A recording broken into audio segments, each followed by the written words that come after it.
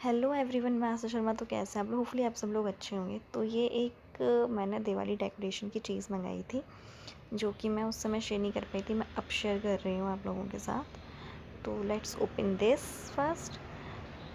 दिवाली तो चली गई, पर क्या हो गया, शेयर तो कर ही सकते हैं ना। हमारा जो यूट्यूब फैमिली है छोटू सी है तो सही ना, तो हर चीज़ आपको बताना भी तो ज़रूरी है ना, आफ्टर ऑल।